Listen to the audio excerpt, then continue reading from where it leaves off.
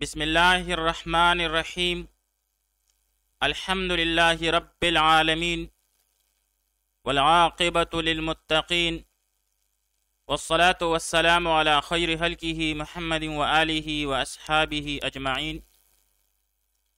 آج شرح نحومیر میں ہمارا 68واں سبق ہے،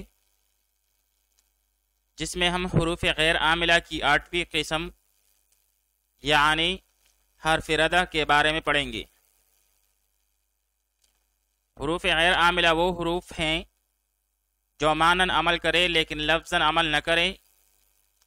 پھر ان کی 16 قسمیں ہیں: حروف تنبیہ، حروف ایجاب، حروف تفسیر، حروف مصدریہ، حروف تحزیز، حرف توقع، حروف استفہام، حرف ردع، تنوین، نون التاکید، حروف زائدہ، حروف شرط، لولا، لام مفتوح، ما بمعنی مادامہ اور حروف عطف۔ ان میں سے حروف تنبیہ، حروف ایجاب، حروف تفسیر، حروف مصدریہ، حروف تحزیز، حرف توقع اور حروف استفہام کے بارے میں ہم پڑھ چکے ہیں۔ آج کی سبق میں ہم حرف ردع کے بارے میں پڑھیں گے۔ حرف ردع، ردع کا لغوی معنی ہے ڈانٹنا، جھڑکنا، روکنا، انکار کرنا، اور یہ بھی سامع کو آئندہ کام یا کلام سے روکتے اور دمکاتے ہیں۔ اور حرف ردع ایک ہے کلا، جس کا معنی ہے ہرگز نہیں، بے شک۔ ردع کا لغوی معنی ہے ڈانٹنا، جھڑکنا، روکنا اور انکار کرنا، اور یہ بھی سامع کو آئندہ کام یا کلام سے روکتے اور دمکاتے ہیں۔ پھر حرف ردع صرف ایک ہے جو کہ کلا ہے، بمعنی ہرگز نہیں۔ کلا کا استعمال یہ ابتدائی کلام میں ہوتا ہے، جیسے کلا والقمر، کلا والقمر، تو یہ یہاں پر ابتدائی کلام میں آیا ہے۔ کبھی خبر کے بعد، جیسے کوئی تجھے کہے کہ زید یبغضک، زید تجھ سے بغض رکھتا ہے، تو اس کے جواب میں تو کہے کلا، ہرگز ایسا نہیں، یعنی وہ مجھ سے بغض نہیں رکھتا۔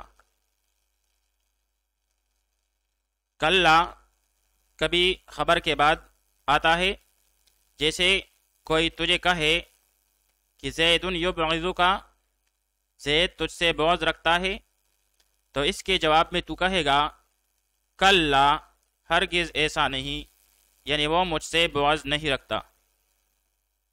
تیسرا استعمال اس کا امر کے بعد ہوتا ہے، جیسے اضرب زیدن،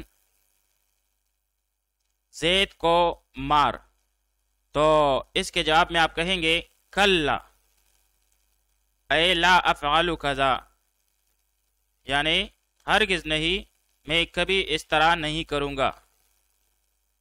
یعنی کوئی آپ سے کہے اضرب زیدن، زید کو مار، تو اس کے جواب میں آپ کہیں کلا، کہ ہرگز نہیں، میں اس طرح نہیں کروں گا۔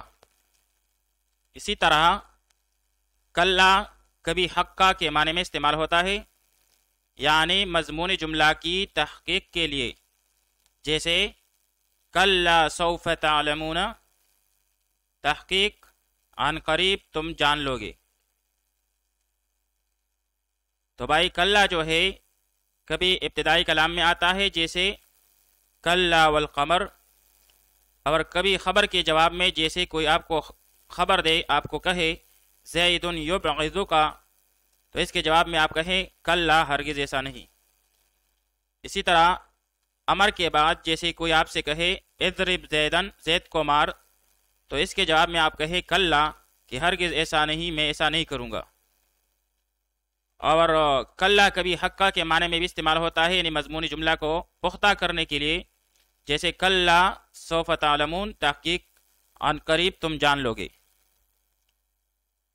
پھر کلا کی 3 قسمیں ہیں، ایک ہے کلا بمعنی ردع، ایک ہے کلا بمعنی حقہ، اور کلا استفتاحیہ. تو بھائی کلا بمعنی ردا، کلا بمعنی حقہ اور کلا استفتاحیہ کو ایک دوسرے سے جدا کرنے کا طریقہ یہ ہے کہ جب کسی سابقہ کلام پر ڈانٹنا مقصود ہو، یعنی اس سے پہلے قابل اعتراض بات مذکور ہو، تو یہ کلا حرف ردہ ہوگا.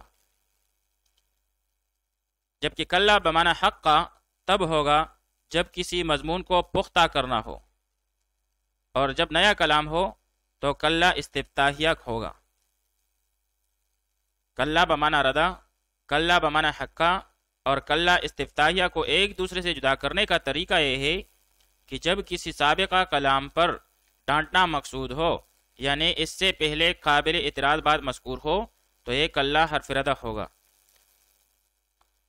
اور کلا بمعنی حقہ جو ہے یہ تب ہوگا جب کسی مضمون کو پختہ کرنا ہو، اور جب نیا کلام ہو تو کلا استفتاحیہ ہوگا.